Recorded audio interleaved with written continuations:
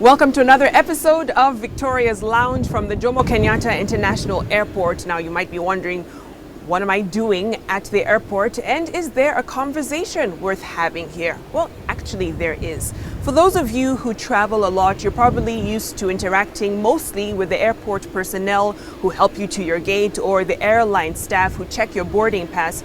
But what about the people who you don't see or hear? But their roles are very crucial to the flight process, right from taxiing on the tarmac to takeoff to the friendly skies. Well, you're about to meet an air traffic controller, a flight operations inspector, and an engineer, all women who are trailblazing in the aviation industry. Let's meet them now. Captain Betty Wahungu has over 20 years' experience in the aviation industry. From customer service to one of Kenya Airways' first female captains, she's now a flight operations inspector and has always dreamed of and would love a future in space aeronautics for Africa, and one day take a tour of space. Flora Wakolo is the Chief Air Traffic Controller in charge of operations in the Kenyan airspace. She oversees operations in 9 air traffic service facilities.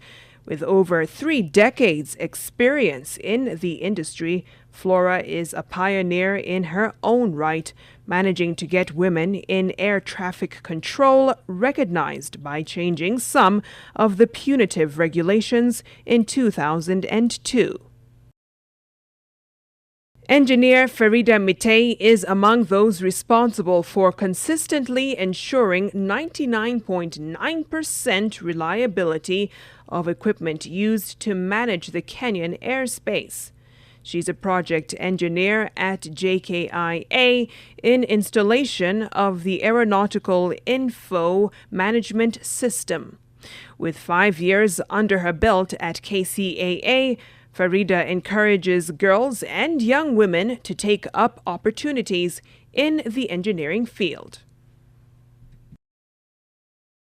Remember, hashtag Victoria's Lounge is how you can chime into the conversation on social media, as always. I'm so excited to have these women here with me and just to get this conversation out there. Flora, let me start with you. You're a Chief Air Traffic Controller. Definitely a very stressful job. I think they consider it one of the most stressful jobs in the world. But for you, before we get into what it is you do exactly, a career in science, technology, engineering, mathematics, which is known as STEM for the viewers who don't know that, is it something that you had thought about ever, or did someone literally push you into it? Actually, I didn't know anything about air traffic control. Wow. I just dropped into something that I didn't know because after A-levels, I couldn't make the grades to be a doctor. My dream was to be a doctor, Wow. a medical doctor. Yeah. So when I didn't make the grades, I saw this advert and I was like, okay, this looks like something, challenging and something that I didn't know about, and I just decided to put in an application. Yeah. And went through I was called for the aptitude test, because normally we do an aptitude test, and then the other interviews followed, including going to the CAFTEC for the aptitude, that is. I made it. We were about 200 of us, and they needed only 15, and I made it through. Wow. So that's how I ended up in aviation, actually. Wow. The only other time I'd been in aviation was when a neighbor who was working with East African Airways those days, just took a crowd of us, kids in the estate, and said, I'll give you a treat at the airport. And that was the old airport, not the current one. That was the nearest I ever got into aviation. Amazing. And for you, Farida, you actually kind of knew that you were going to be engineer much earlier on.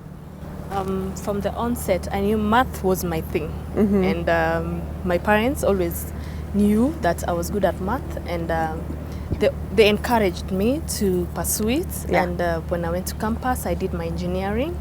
And how I landed in the aviation is in my third year. I was looking for internship. Okay. So I had looked around and I wasn't getting any. Someone just told me, why don't you drop your application at KCA? I came, dropped my application, and after 2 weeks they called me. When I was here for my internship, I liked being here. I liked the fact that you could work on equipment that helped people fly, and it was just an interesting part. Then the part that there was traveling. At the time, colleagues were traveling, and I knew, wow, this is interesting. Apart from working, you can also travel the world in this industry, and I knew this is where I wanted to be. And when I cleared my campus, this wasn't my first job. When I saw the application that they needed engineers in KCA, I dropped my application and I knew I wanted to be here. I started preparing early, and when I was called for the interview, I worked very hard and I managed to be here. You mentioned something very important, which is hard work. You can't reach to the level of, say, Captain Betty Wahungu with just coasting through. You had to have earned your dues.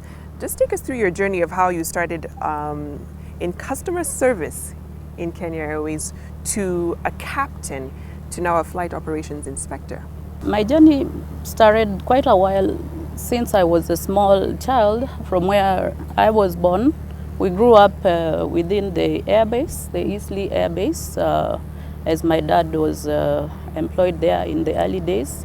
And I got to see planes a lot. I got interested. Eventually, my brother was also working with the Air Force, and my interest continued growing. Thereafter, as I was doing my college, I was interning at the KQ headquarters. Eventually, I joined them in the customer service department, worked at the JKA for quite a while, got quite interested in the planes and how they flew. Eventually, I actually got myself to join the cabin service and worked as a cabin attendant for some 5 years. Actually, my interest kept growing and I kept challenging myself, and I told myself, well, I think you can fly this aircraft. Got out of Kenya Airways for a while, did some further studies, and that's when I did my piloting, all the way up to a commercial pilot license. Then thereafter, there was some openings with the Kenya Airways looking for pilots, and I started off by applying. Got the interview, succeeded, went through a rigorous training with the Kenya Airways to succeed at that time. We were very few of us as ladies breaking into the Kenya Airways male-dominated flying in the cockpit. And it was very, very rewarding for me to be able to fly the Boeings. I started off with the 737s. I worked up, eventually flew the bigger aircraft, the 767. Yeah. As a first officer, actually, you start by being an assistant to the captain. Then eventually worked myself up to a promotion to fly as a captain. Wow. In the Kenya Airways. And I did that for about 8 years. Then eventually I left the Kenya Airways employment. I wanted to do my own stuff. Then along the way, I actually found I had a lot of time, and my interest in aviation was still growing. Yeah. And that's how I looked into the Kenya Civil Aviation, got unemployment with them as a flight operations inspector, and that is what I'm doing right now, and I'm enjoying it a great deal. Wow. Still discovering my aviation journey. You know what I really love about your story is how versatile this industry can be. You can grow and go as far as you want. It's interesting, you mentioned the cockpit. I was talking to another female pilot, and she said, we don't call it the cockpit anymore. We call it the flight deck to be gender sensitive now. And it's good because you're seeing more and more women coming into the field. And Flora, I mean, you can tell us about when you started 3 decades ago.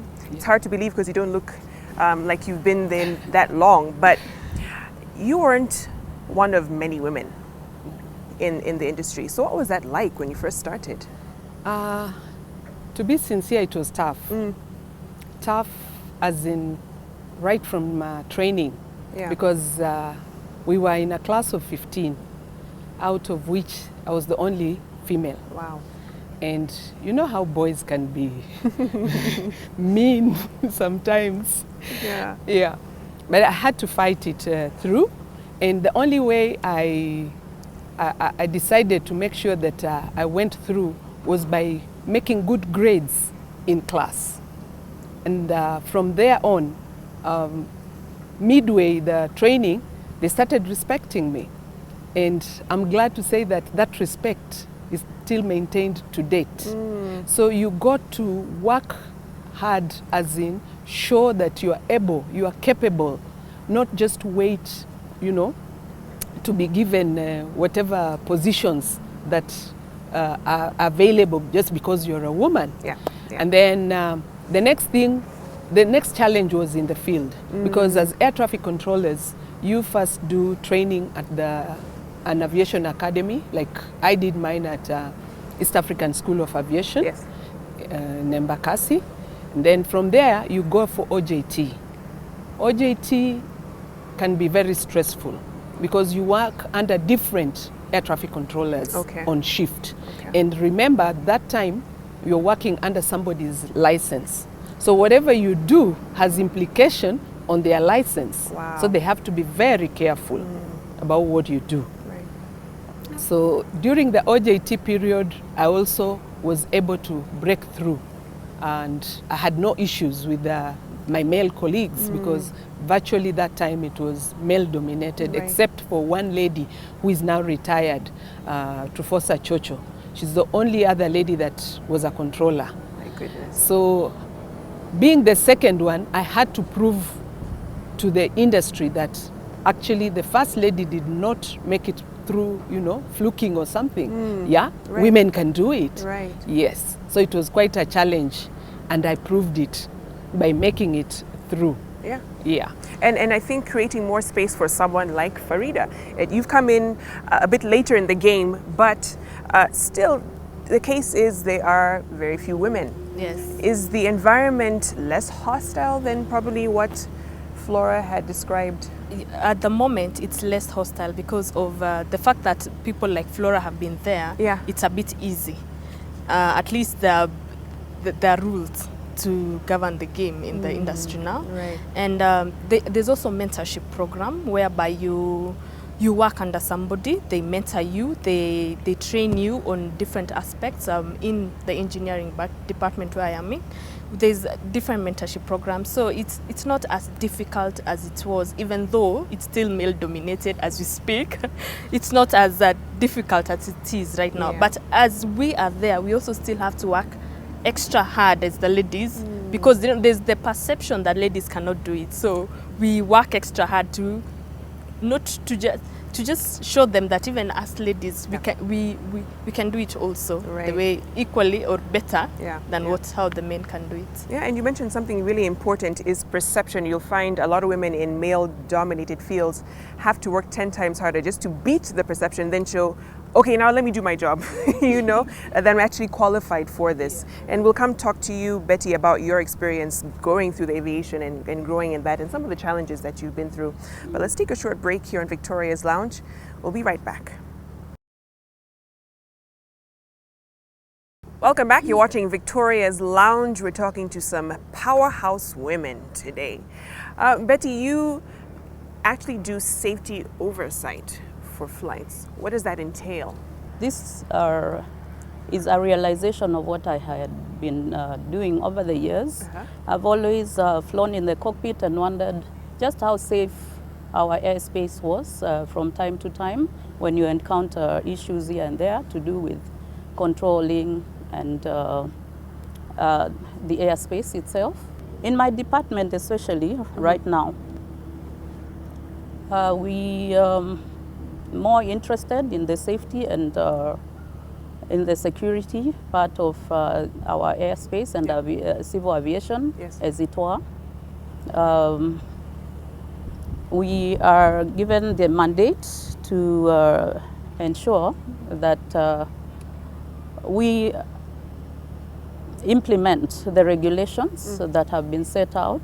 And with that, we implement, we oversight, we carry out surveillances, we do ramp checks on aircrafts, we do en route checks, we fly in the flight deck sometimes and carry out inspections within the cabin, within the ramps, and we monitor how operations are being done, generally oversighting that regulations are being complied with the way they have been laid out within the mandate of the KCAA. I mean, it sounds really technical, but people don't realize how important it is when it comes to the aviation industry. And before I get to you, Flora, we actually went around with you to see what a day in the life of an air traffic controller actually looks like. For those of you who are interested, take a look at this. Welcome, Victoria. Thank you. This is Jomo Kenyatta Control Tower. Wow. Yes. So this is where all the action happens. Literally. Yes, for Jomo Kenyatta International Kenyatta. Airport. Yes, and maybe at this point, must say that the airspace is separated, it's segregated in sectors. We have the control tower, where you do the air traffic control for aerodrome traffic that is in the vicinity of an aerodrome. Then we have what we call approach control unit. Approach control unit now takes over traffic from the aerodrome control tower up to about 50 miles out beyond the control zone, the aerodrome control zone. Then now we have what we call area controls center, which takes all the traffic within the Nairobi flight information region. That is the territory of Kenya, the Kenyan territory, including some of the delegated airspace. Yes. So how many flights do you usually handle, say, in a day? At Jomo Kenyatta, we post close to 250 movements in one day. Wilson Airport posts almost about 330.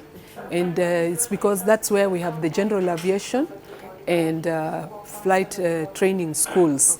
And also remember that with the general aviation, most of the passengers, the tourists that land in Jomo Kenyatta, go to Wilson to be dropped at the various destinations. So for someone who's interested in a career like this, how many hours are they looking to giving to this on a daily basis? I know someone could be concerned about that. Yeah, that's quite interesting, and it's good for one to know before they join the career, Right. because you work on shift, and the shifts are broken into three. Like you start in the afternoon from 1 o'clock to 7:30 in the evening. Then the following day, you come in the morning from 7 in the morning to 1 o'clock.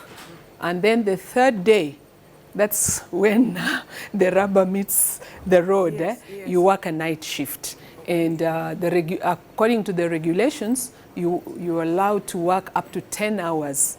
But the 10 hours has some breaks in between, particularly depending on the section that you're working in. Because it's considered one of the most stressful jobs in the world, because there's Yes. so much you have to take into account. Any mistake could cost lives. Exactly. You can imagine if you have 2 jumbo jets with 500 on board each, one slight mistake, 1,000 lives are gone in a split seconds. You got to make a decision in split seconds. And remember, these are some of the aircraft are moving at 8 nautical miles per minute. That is about 480 per hour. So really, it is demanding. Yeah. And I can hear some chatter behind us. So what are they doing right now? Right now, this lady and gentleman, we have Edith Mambili here and Mr. Ngere. They are the duty controllers on duty today. They're working the morning shift. Edith is now the controller in charge of the tower, and Ngere is the coordinator. But they keep swapping Yes, they do swap because they are both qualified controllers. Yes. So what she's doing, she's controlling aircraft that are landing and departing in Jomo Kenyatta and within what we call an aerodrome traffic zone. Yes. Now, to represent the aircraft, we have this, what we call flight progress strips. This yellow indicates an inbound aircraft that are coming in to land. Then we have this blue, which represent aircraft that are departing. So what she does, she has the estimates here, and she'll just keep sequencing the traffic there based on who is ahead of the other. Yes, so that one now enables the controller to know how to sequence the traffic. For example, you can see the Ethiopian airline is on the runway. Ethiopian airline is right here on top because it's the first one, followed by Kenya 256. So that is the sequencing. As we wrap up, what would you say is probably the most fulfilling part of your job? The most fulfilling for me is that, you know, being you on the desk without somebody standing behind you or, you know, telling you, I want you to do A, B, C, D. It's very different from office work because you make your own decisions and you take, you know, responsibility for whatever actions that you take. So it makes you think, yeah? You make use of your brains, whatever you've been trained to do, and then you come and practice here and nobody is there to, you know, with a stick or anything. It's just you there. Thank you, Flora. And I know for you viewers who are interested in something like this, you've seen what it's like, a day in the life of an air traffic controller. Let's take you back to the discussion. Wow, and I thought my job was stressful. Flora, did you think that you'd be able to handle something like this? You've been doing it now 30 years. Is it still something that you feel, my goodness, how in the world do I handle this? Initially, yeah, it looked tough. Yeah. But once you get into it, I think stress becomes part of you and you're able to manage it. Yeah. You're able to manage it, and particularly being a woman. And that's where the power of a woman comes in, because women are able to multitask. Right. Yeah. So that's where the multitasking qualities come into play, because you got to be a professional on one side. On the other side, you're a mother. Like, for example, I'm a mother, I'm a wife, and a professional. And I had to balance all that. So if I have done it, any other woman can do it. Ideally, the reason why actually I believe, that's my personal, you know, belief, that women were not really in aviation is because the regulations were kind of punitive for the woman. Because immediately you are pregnant, you are withdrawn. Your license was suspended and you're withdrawn from duties. And that would go on for almost 1 year, because remember, you're carrying a pregnancy for 9 months, you have 3 months for maternity leave, and then by the time you come back, you have to go through the validation processes, and it was tedious. Wow. I went through it twice and I said, no other lady is going to go through this. Amazing. And through International Federation of Air Traffic Controllers Association, commonly known as the FATCA, I championed, and we got a group of females within IFATCA, and we came up with a policy through research, and we were able to confirm that actually pregnancy is a normal female condition. So armed with that policy, I came back to my then director of civil aviation. Remember, that time we were still in the civil service. So he looked at it and he told me, Flora, this is an uphill task. Changing regulations within the government, it's going to be an uphill task. And I told him, but sir, if we don't do the change, if we don't start the process, who will? Wow. Yes. And I told him, having had 2 pregnancies, I can assure you, a female controller who is pregnant is very normal. And you saw these laws had been inherited from the colonial laws. And the colonial laws were set up by men who have never been pregnant. So they don't know how it feels like to be pregnant. Right. Wow. Yeah, that is why now you find that air traffic controllers are able to work up to 7 months. Unless you have a problematic, pregnancy, Yes. then you're withdrawn from the desk. Wow. And then for the pilots, I think they work up to 6 months. And the reasons being, I think it's because of the environment they Yes. work in, the Yeah. seat belts in the flight deck, and the pressure and all that. Yeah. So with the change of regulations, we've seen at least the women grow in aviation. Do you know, you have just shown the importance of having diversity, especially gender diversity, in a field like aviation, because we wouldn't have been able to see such a conducive environment created had you not gone through those barriers. And Farida, it's interesting, I was reading through your bio, and it said you ensure 99.9% reliability of the equipment that manages the Kenya airspace. That's not easy. That kind of pressure and responsibility, I mean, does it dawn on you a lot of times when you're just working through the day? More often than not, yes.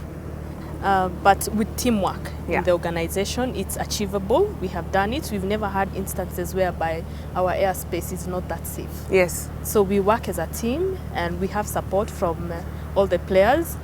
We support the air traffic controllers, so we have to ensure for them to be comfortable at the desk, we have to ensure that these equipments are up and running, because I know Flora will not give me peace of mind if she's not comfortable at the desk.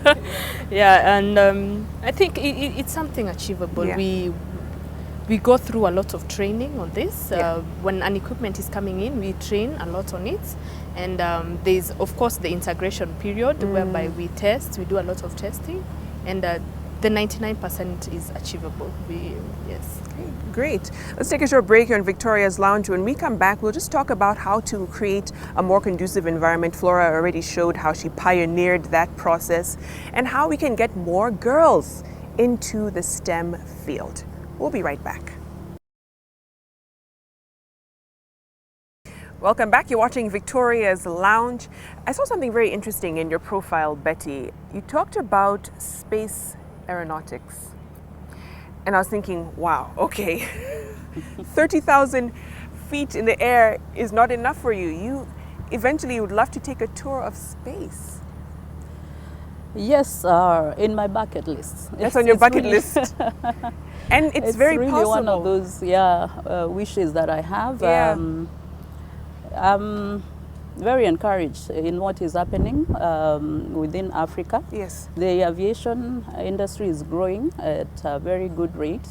And I see in the future, I see Africa taking their claim in the world of space aviation. Yes. After all, we are already having tourism into space, and I don't see any reason why we should not start venturing that way. And in that way, maybe start encouraging our young people to start looking into studying, taking classes with NASA. We could look into that, take studies, and break into the space aviation someday. I don't see like it's very far.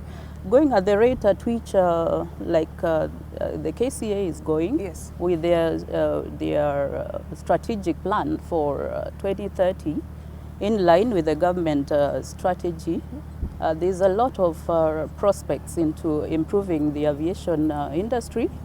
With the trainings taking place, we have a very competent school that is continually being upgraded, the East Africa School of Aviation, which is part of the arms of the KCAA, and is getting quite equipped with a lot of different fields in aviation, and different equipments like simulators for like air traffic controllers. I think are able to take their classes and do their practicals at the East African School of Aviation. And I see a future, especially emanating from that, given that background and the fact that KCAA is really well bent on to developing aviation in Kenya in conjunction with other players within the region. These the East Africa region and then the Africa region at large. KCA works a lot in collaboration with the ICAO and the American Federal Aviation. And I see openings. I actually see openings for a brighter future. Yeah. And I think it's that big thinking that can inspire that much more women and young girls to get into the field. You mentioned the East Africa School of Aviation. And for those who are actually interested, here's a bit more information on what the school can actually offer. So I'm here with Engineer Mac Omondi. He is the head of training at the East Africa School of Aviation. Engineer, thank you for joining us. So if you can just take us through some of the courses that are provided at the institution. The main reason why the school was established was for the training of air navigation service personnel. These are air traffic controllers, aeronautical telecommunication officers, aeronautical information management officers, and the communication operation officers. We introduced IATA courses. Currently, apart from air navigation service courses, we also have airline operation courses, like courses dealing with IATA. We have also courses dealing with aircraft maintenance. And from collaboration with institutions of higher learning, we have got management courses. So we collaborate with Moi University and Singapore Aviation Academy. Okay. So within the aviation industry, where would you say is the biggest need of personnel? What we refer to as the next generation of aviation professionals, we see that the need cuts across board. But we find that in the air navigation area, we have a lot of need for the people who are supposed to man these areas, because the training takes long and the level of expertise which is required is also extensive.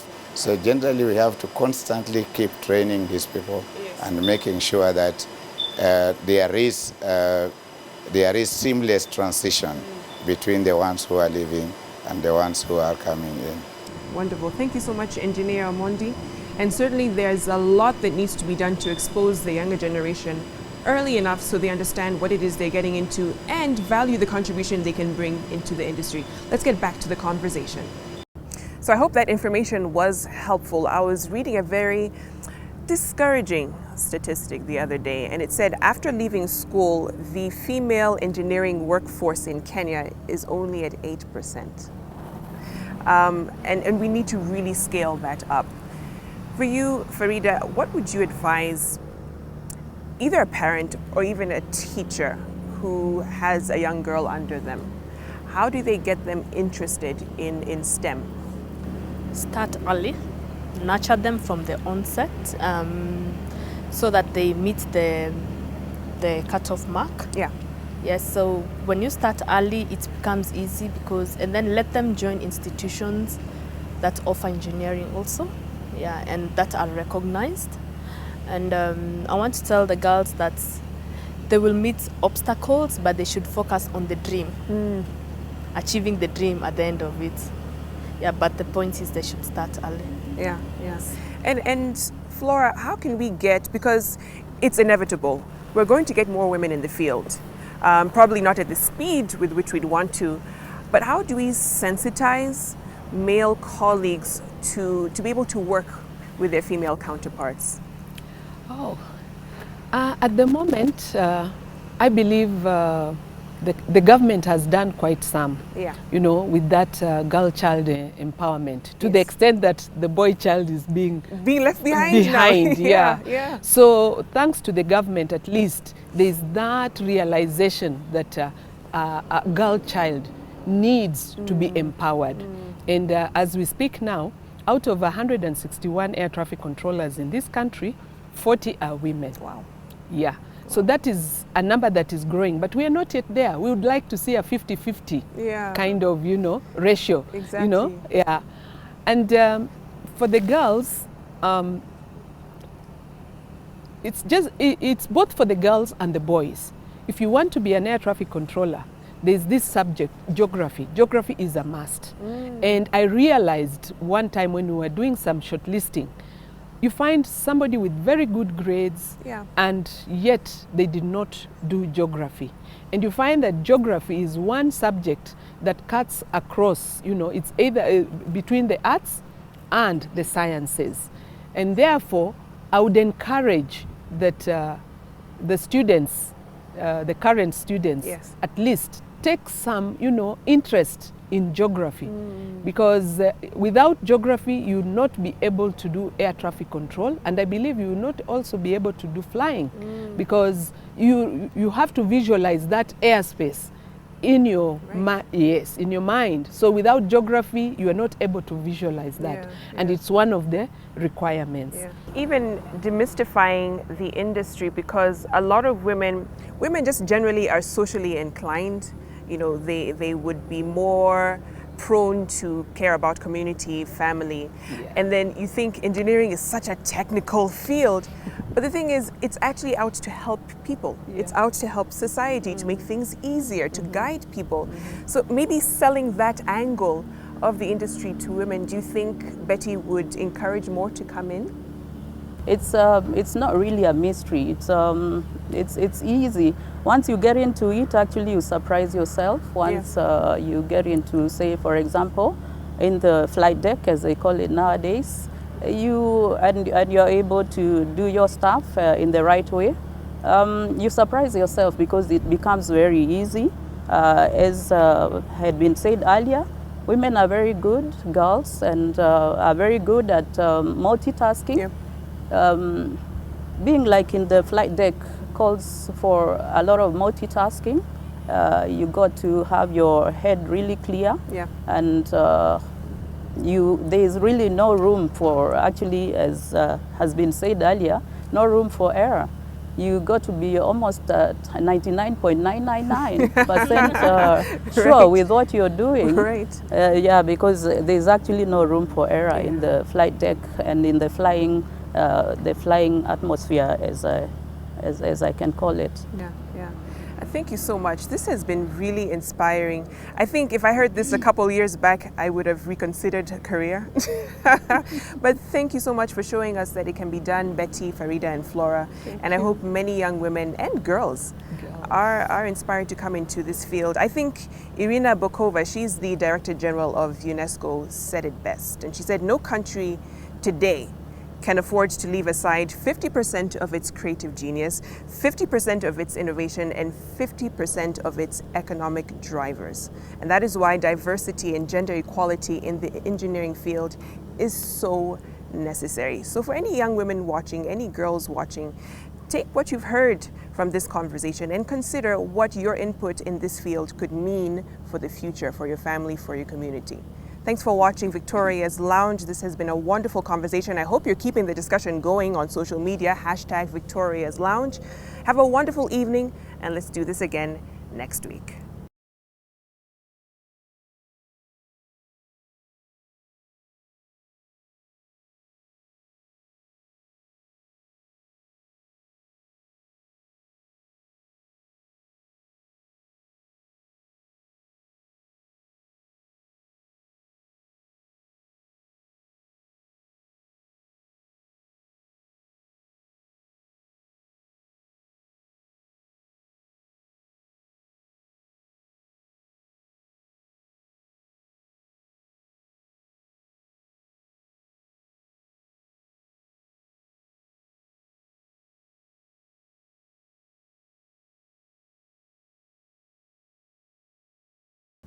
Wow. Wow. And we're done. Thank you so much. We are done. Yes.